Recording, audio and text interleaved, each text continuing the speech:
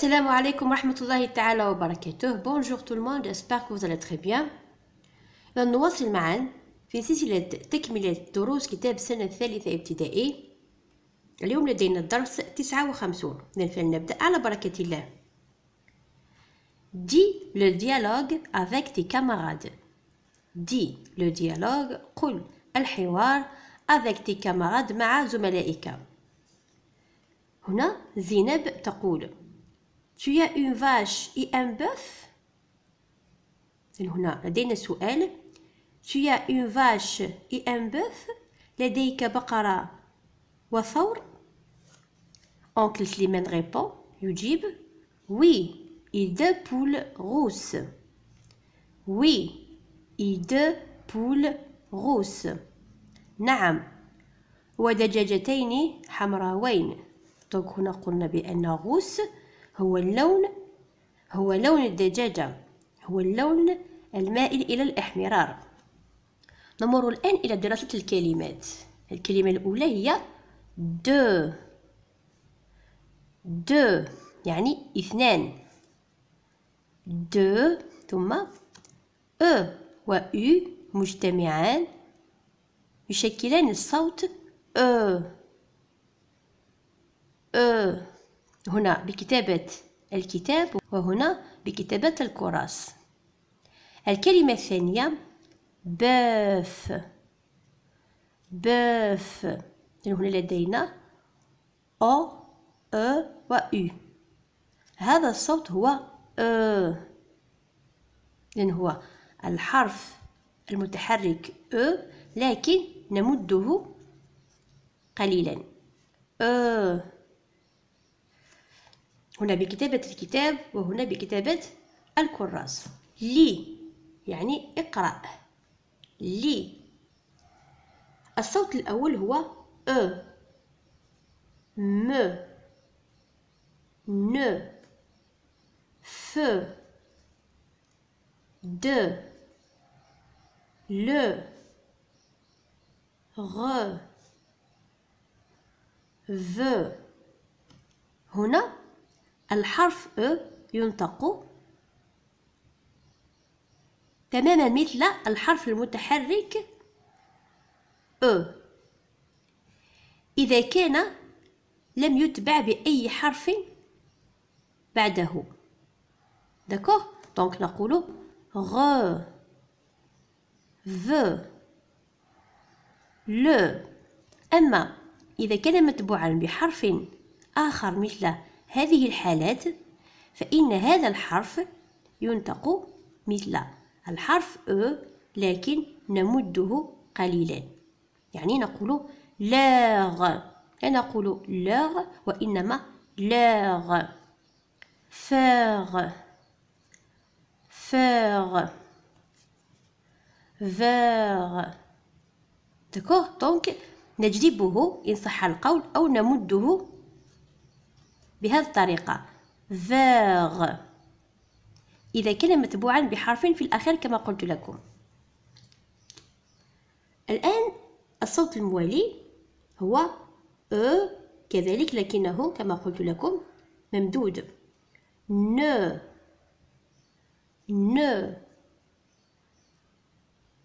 ف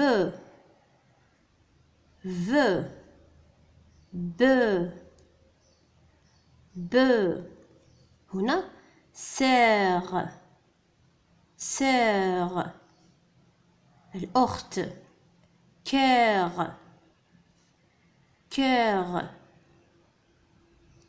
قلب. الآن النشاط الثاني. Dis le dialogue avec tes camarades. قل الحوار مع زملائك. لأن هنا سامي ماذا يقول؟ سامي dit Je veux voir les animaux de la ferme. Je veux voir les animaux de la ferme. أنا أريد رؤية حيوانات المزرعة. Oncle Slimane répond يجيب فيقول Viens voir mes deux veaux. Viens voir mes deux veaux. تعال لترى العجلين. الآن الكلمتين هما animaux. animaux. هنا mot M A U mot، لأن الحرف A والحرف U ينطقان O. هنا بكتابة الكتاب وهنا بكتابة الكراس l'écriture cursive. الكلمة الثانية veau. donc E A U كذلك ينطق O. الآن لي يعني اقرأ. قلنا هذا الصوت هو الصوت O A U متتابعين ينطقان O دائما. donc T و O تو لو دو بو بو فو فو و سو.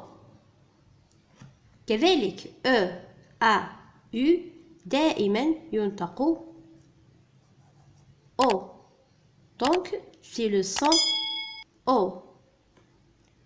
تو بو بو مو فو نو سو. السؤال الثاني regarde l'image puis lis à haute voix. regarde l'image انظر الصورة puis ثم lis à haute voix اقرأ بصوت مرتفع. je suis de couleur marron. j'ai deux bosses sur le dos. devine qui je suis. le chameau. donc on a لدينا une image. on a ici un chameau جمل. أعيد القراءة. je suis de couleur marron. أنا بلون البني. j'ai deux bosses sur le dos. لدي سنمين على ظهري. هذه تسمى دي بوس. une bosse deux bosses هي سنام الجمل. donc j'ai deux bosses sur le dos. le dos يعني على الظهر. j'ai deux bosses sur le dos. devine qui je suis. احذر من أنا. le chameau. le chameau الجمل. أعيد القراءة لآخر مرة. je suis de couleur marron. j'ai deux bosses sur le dos. devine qui je suis. le chameau. النشاط الثالث الآن. écris sur ton ardoise puis recopie dans ton cahier. يعني اكتب على لوحتك ثم انقل على كراسك.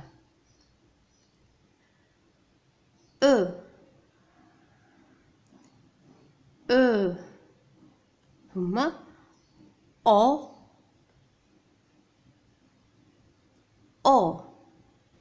إذن يجب علينا أن نتدرب على الكتابة. كان هذا فيما يخص الصفحة 59. نمر الآن إلى الصفحة 60.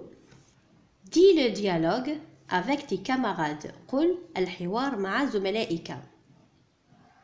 سامي parle. il dit. سامي يقول je veux voir les animaux de la ferme. toi aussi زينب. je veux voir les animaux de la ferme. toi aussi زينب. أنا أريد رؤية حيوانات المزرعة. أنت أيضا زينب. زينب تجيب oui Samy je viens avec toi oui Samy je viens avec toi نعم سامي سآتي معك.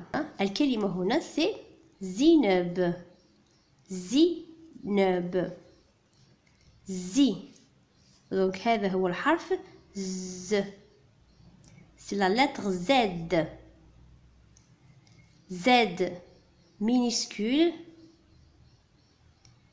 Z majuscule. On a ici l'écriture du cahier, l'écriture du livre. Aussi, deuxième mot c'est Sonia. Sonia. هنا لدينا so S O ينطق so. Donc c'est la lettre S. S minuscule, S majuscule. L'écriture du livre, l'écriture du cahier, l'écriture cursive. الآن نمر إلى طريقة كتابة هذه الحروف. لدينا la lettre قلنا la lettre Z. Donc Z majuscule يكتب بهذه الطريقة. نصعد بثلاث خطوط. نصعد بثلاث خطوط.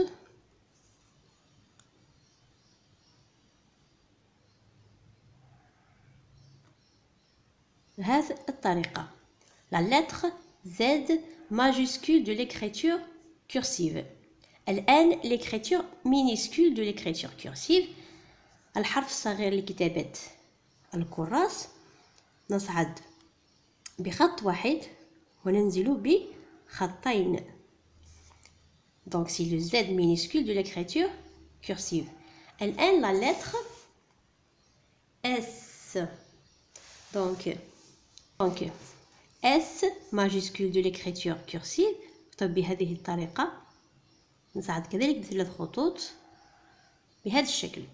ثم S minuscule الآن نصعد فقط بخط واحد بهذا الشكل. D'accord? S majuscule S minuscule de l'écriture cursive. الآن نواصل الدرس. النشاط الأول lève la main quand tu entends S. lève la main quand tu entends S بمعنى ارفع يدك عندما تسمع الحرف S. Donc هنا une souris. une souris. Donc لدينا الحرف S. un zèbre. un zèbre. نسمع هنا الحرف S. poisson. poisson لدينا الحرف S. Donc je lève la main. salade. salade لدينا الحرف S. je lève la main. zéro. zéro. Ici on n'a pas entendu la lettre S. لم نسمع الحرف S. الكلمة الأخيرة sac. sac. je lève la main parce que j'ai entendu la lettre S. Donc أرفع يدي لأني سمعت الحرف S.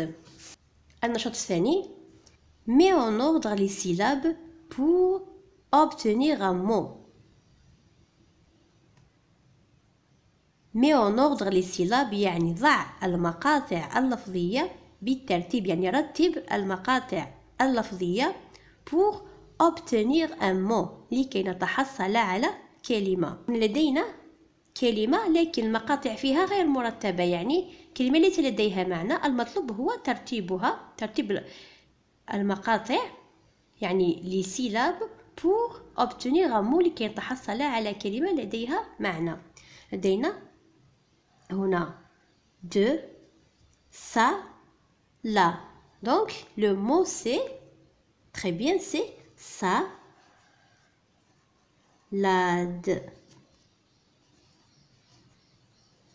D'accord?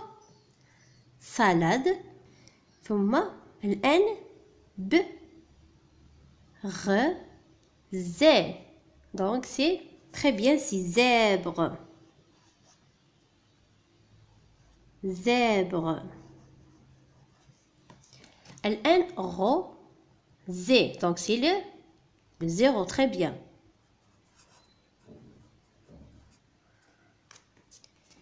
ثم ري. Sou, c'est très bien, souris. Souris. فأرة. ثم دي sar. Donc le mot c'est très bien, si sardine. Sardine. Sardine, c'est un poisson. Donc ici sardine. dans هذه الصورة كذلك on peut dire poisson. يمكننا أن نقول poisson يعني سمك ou bien sardine يعني سمك السردين. دائما لدينا الحرف S. Donc ici on a salade, salade, zèbre, zéro, souris et sardine بمعنى سمك السردين. النشاط الثالث الآن. Écris sur ton ardoise puis recopie dans ton cahier. La lettre 6 c'est Z كما قلت لكم. إذا نصعد بخط واحد وننزل بخطين. Z. L'écriture minuscule كتابة صغيرة. هنا لدينا الحرف S. ثم l'écriture majuscule. Z majuscule de l'écriture cursive. ثم la lettre S majuscule de l'écriture cursive. الاثنين نصعد بثلاث خطوط. Donc on monte 3 interlignes. إذا كان هذا فيديو اليوم. أتمنى أن تكونوا قد استفدتم. شكرا على متابعتكم والسلام عليكم.